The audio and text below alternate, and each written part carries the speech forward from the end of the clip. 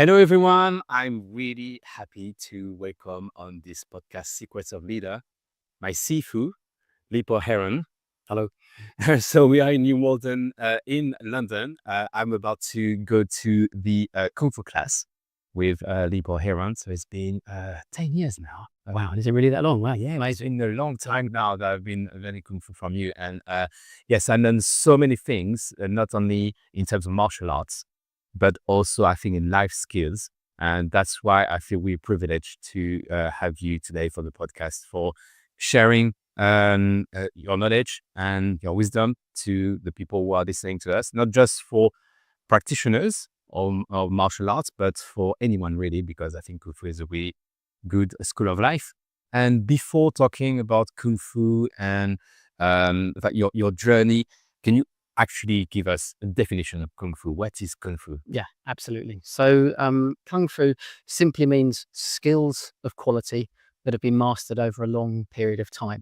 So it doesn't necessarily have to be martial arts. It could be skill in cooking. It could be skill in sewing. It could be skill in driving a car. As long as those skills have been honed and improved over 5 years, 10 years, 15 years, 20 years, that classifies as Kung Fu. So you probably have great Kung Fu in soft skills as well as in martial arts as well now, hopefully. Yeah, follow. But yeah, what I find quite interesting is like the repetition over time. Yeah, absolutely. And that has been ingrained in Chinese culture or the countries who had we embrace martial arts more centuries. Yeah. And today in neuroscience, we can see the benefits of this, of repetition, how to develop the neural path. And Yeah. Absolutely, that's correct. There's a meme going around at the moment, which you may have seen, which is the difference between motivation and discipline. Whereas the idea that motivation starts with something that's huge and big and then gradually drops off over time and then you don't do it anymore.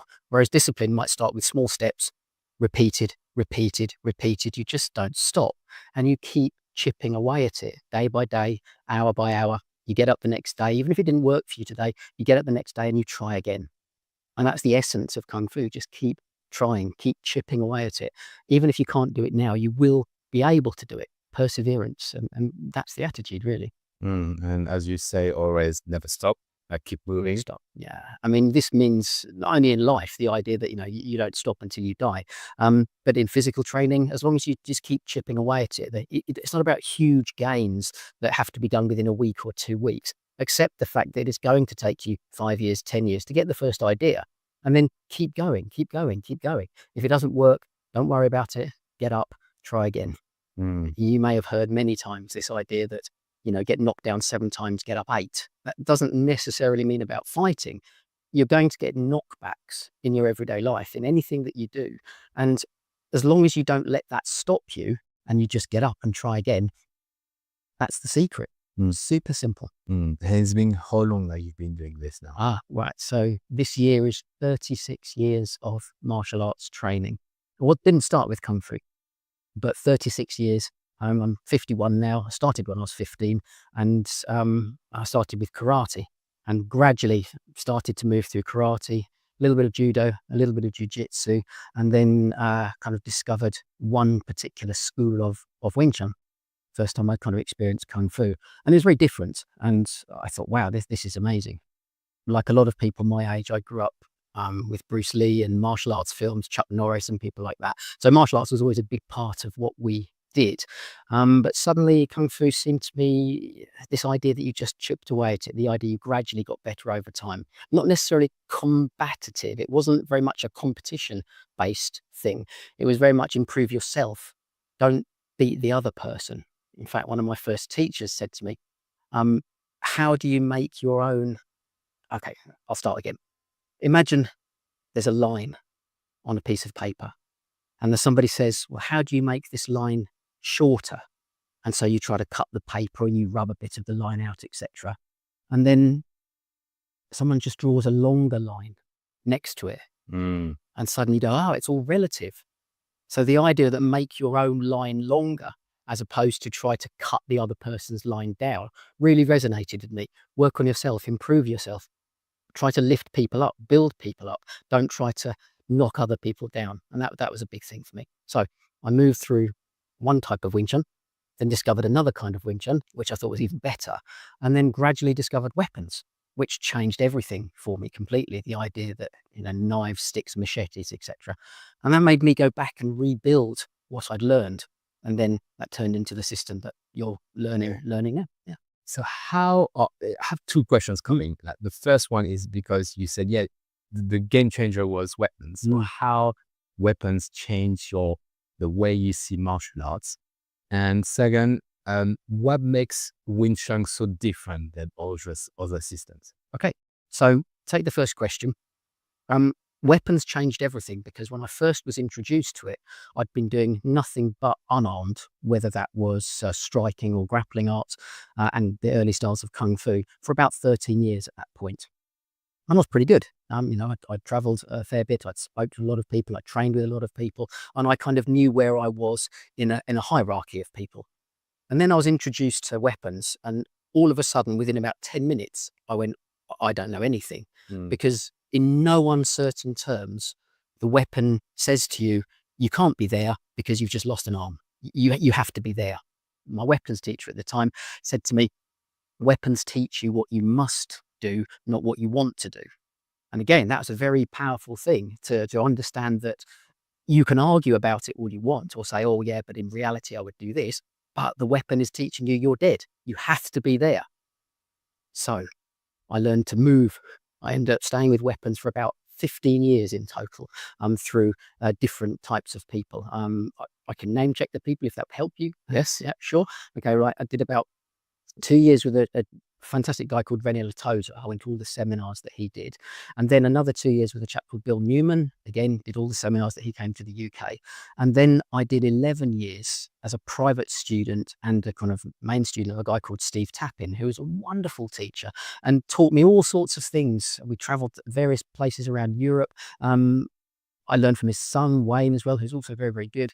I was really fortunate to travel and experience all these different things with these nice people. And it was hard, it was intense, it was always done with love. The idea that they weren't trying to destroy you, they were trying to help you to get better all the time. But it was an intense system. I really enjoyed it. I ended up being an instructor for their system. And it only ended because sadly my wife had some health issues and we had to kind of reshuffle things that we did. But it was a great time.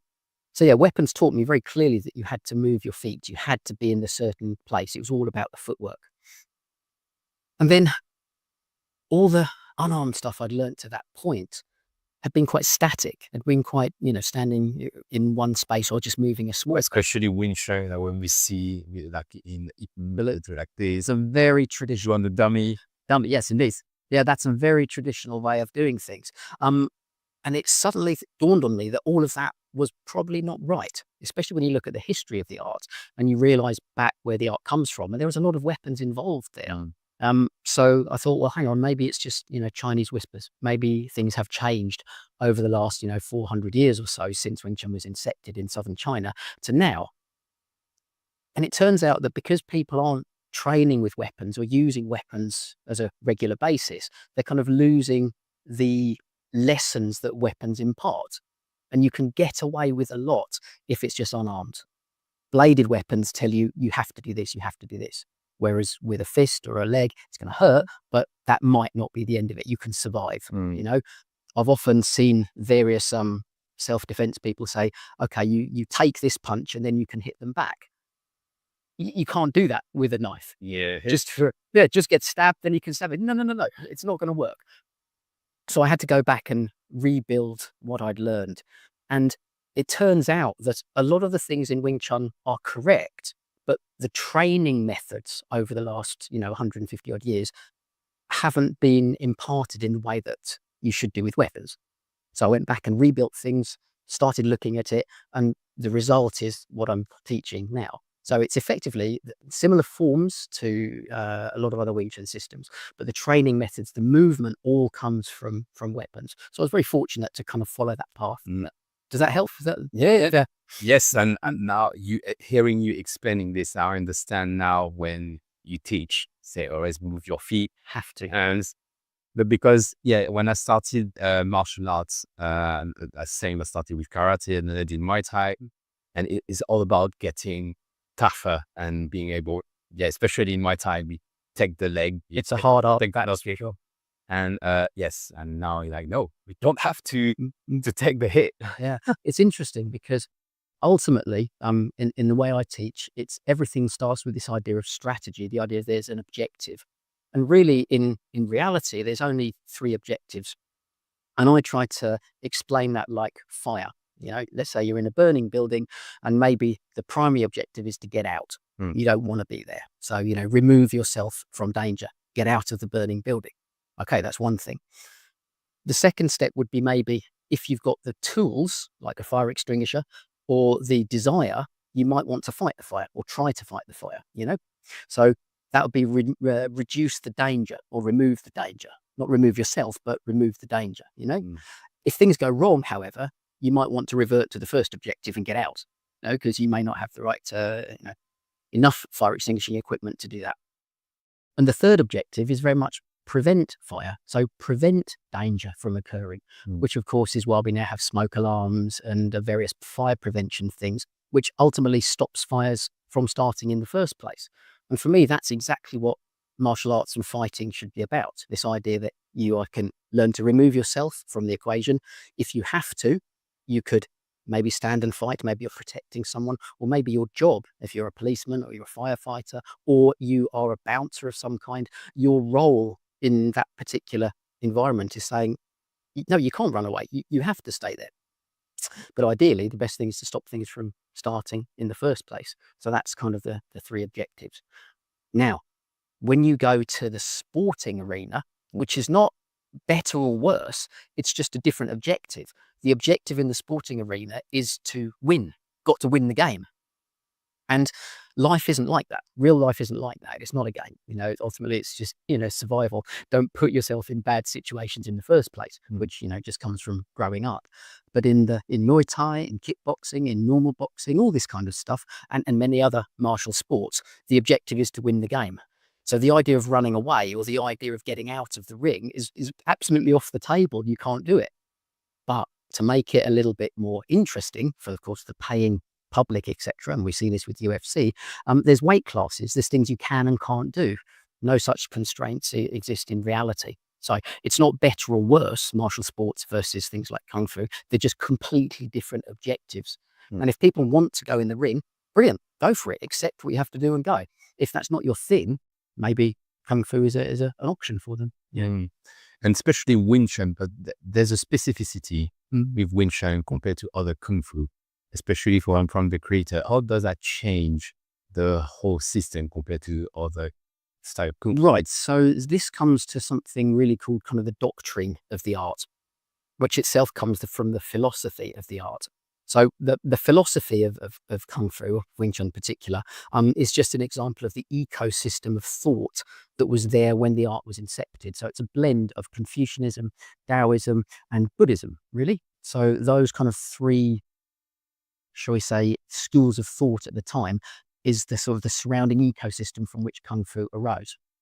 Now, a lot of different interpretations happen with the doctrine of the art, but essentially it says that the opponent is bigger than you, stronger than you, and faster than you, so that you can't rely on speed or strength in order to win. It basically means you have to try to rely on skillful positioning and effectively control of yourself, if that makes sense. A lot of other arts don't follow that particular doctrine. No, they don't have to. Why should they? Every art is different. But Wing Chun very much comes from that idea. You may only have one opportunity to win. The guy's bigger, the guy's stronger, the guy is faster. And everything we do comes from that.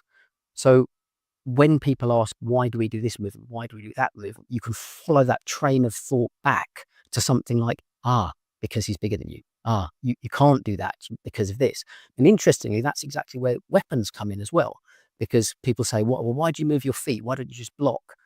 Well, if it's a machete or a knife, that's why. Okay, I get it. And the bladed weapon or the edged weapon or the blunt weapon like sticks, etc., are much stronger than our body. So the concept still remains. Move, get out the way.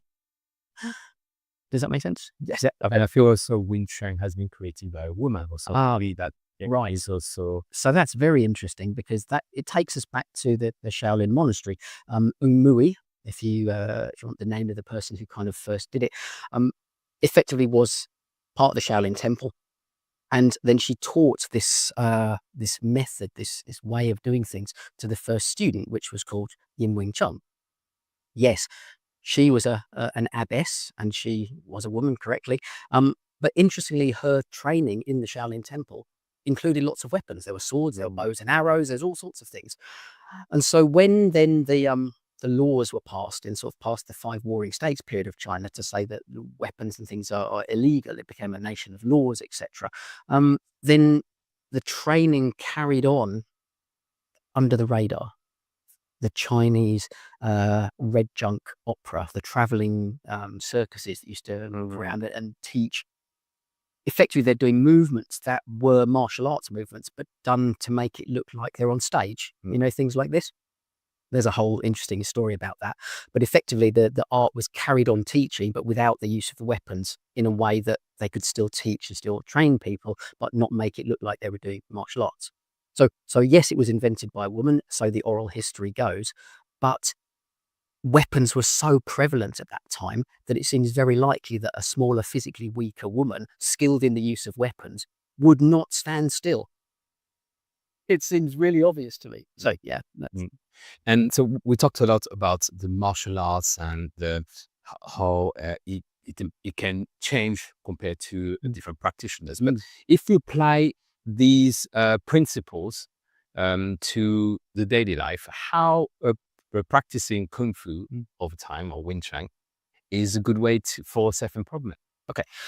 So the way I understand Kung Fu, and remember all Kung Fu systems are like a model of reality. The model that I've kind of developed has 5 elements to it. So you have the strategy, the theory, the technical, the practical, and the physical.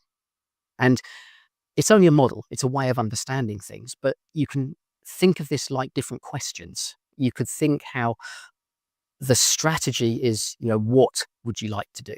If that makes sense. The theory is, why would you want to do that? The technical is, well, how do you do that? The practical is, where and when could these things be done? And the physical is who is actually doing it, because you are part of everything. You are part of the system. If we're talking of self-improvement, effectively the strategy might be, well, what is it you want to achieve? Do I want to gain skills? Do I want to make more money, etc.? The theory, the why do you want to do that is like, well, okay, I'd like to maybe have a better quality of life, perhaps. The technical, the how do you want to do it might be, okay, I'm going to go and study. I'm going to take some online courses. I'm going to go and learn how to better myself to do these kind of things.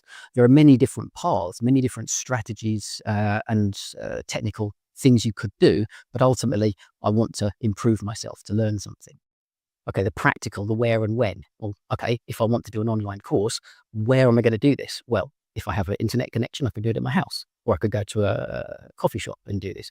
If I want to learn in person, I might want to go to, a school of some kind or a university and learn something. And the who, the person, what kind of person are you? Are you okay to learn? Are you good at learning? Do you have problems with learning? Because if you have issues with learning, then maybe you need to find another way to do certain things, which leads us back round to the strategy side of things. Does that make sense? Yeah, so everything's connected. Everything is connected at all times. And that is exactly like life.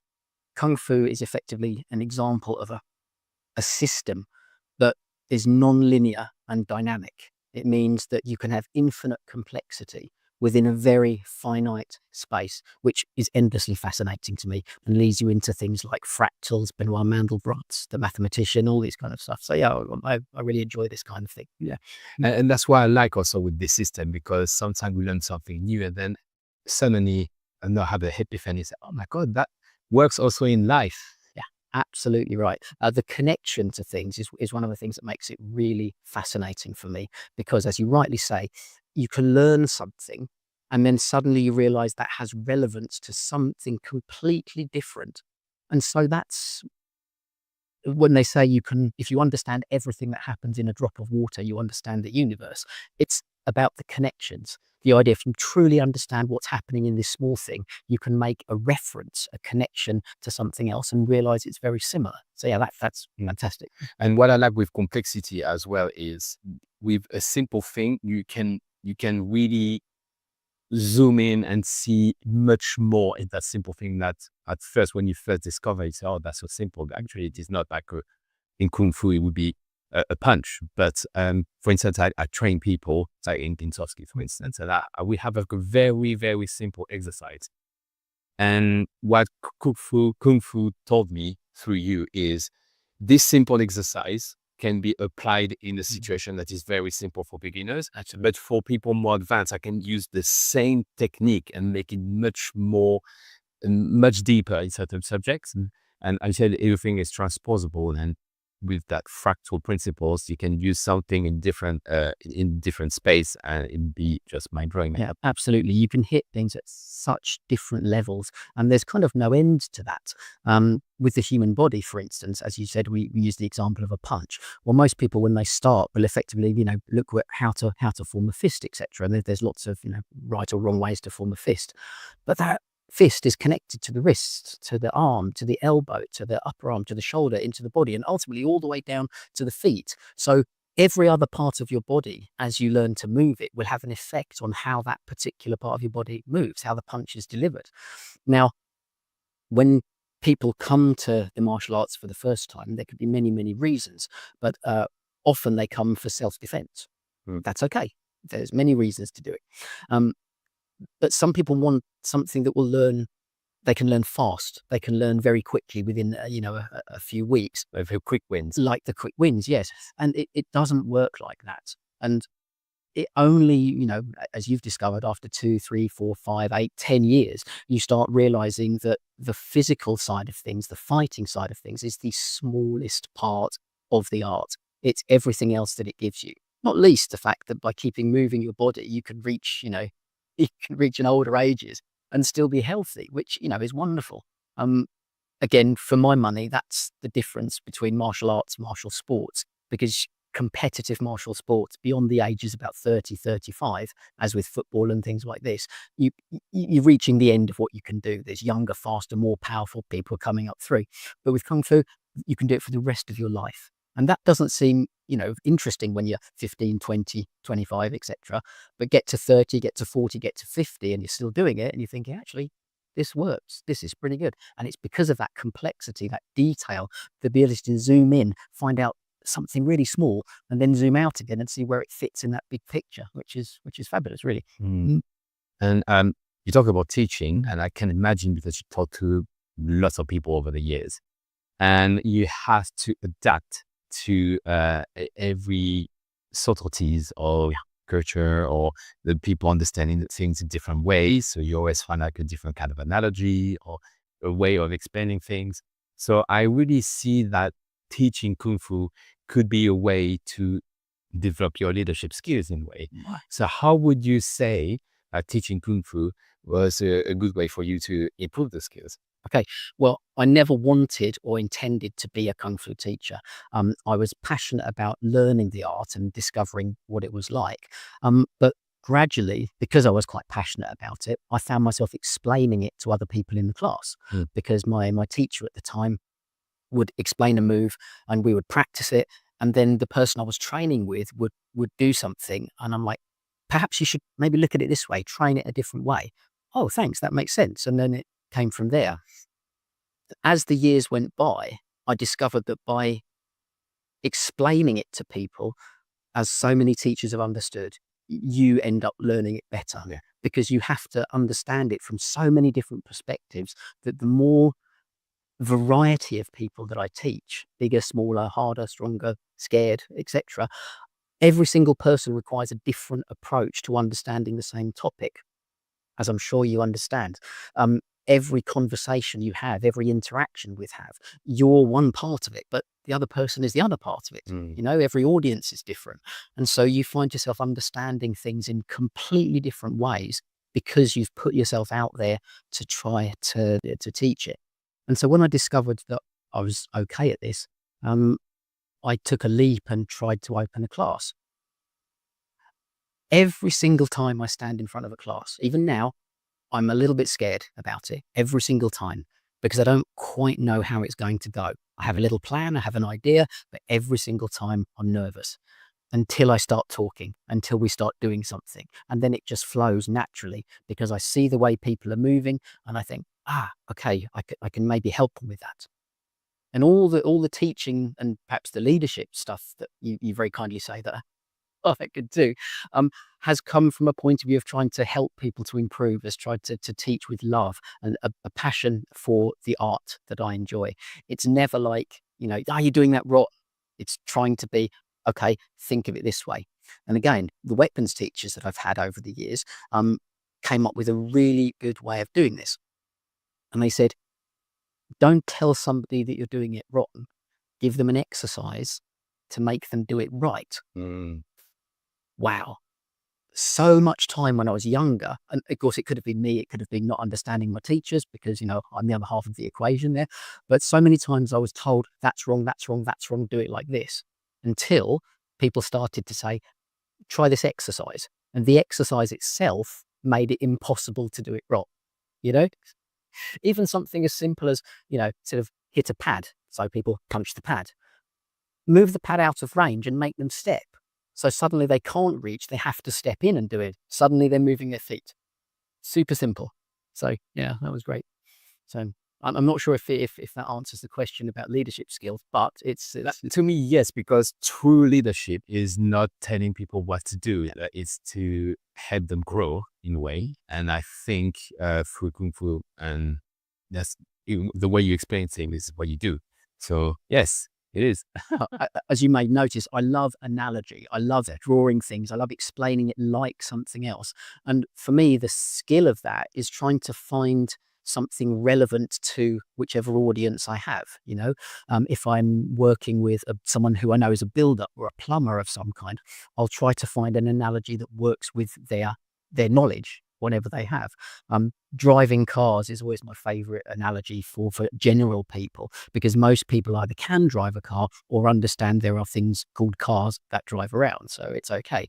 And so the different elements of the system, strategy, theory, technical, practical, physical, can be related to simple things like driving a car. Strategy, what do I want to do? I'd like to go from where I am home. Okay. Why do you want to do that? The theory. Well, because, I need to get home and have some dinner. Maybe I'm hungry. Okay. Technical. How can we do that? Right. I'm going to walk to my car. So there's one way of doing it. Get in my car and I'm going to drive. What if my car breaks down? Well, I'll change tactics and do something else. Yes. Okay. Where and where? The practical side of things. Well, do you have the skills to drive the car? Yes. Can I physically get in the car and drive it? Yes, you can. You're going to have to do that. It's no good just talking about it. You actually have to get in the car and drive it to get home. And the physical side of things, the way you drive and the way I drive might be subtly different. The way that some people drive is crazy. Other people are very good drivers. Who knows? But the who is just as important as all the other elements. You're part of the system. So that relates to everyday life in a very easy to understand way, I think. And also, it's interesting because I really understood the difference between strategy and tactic.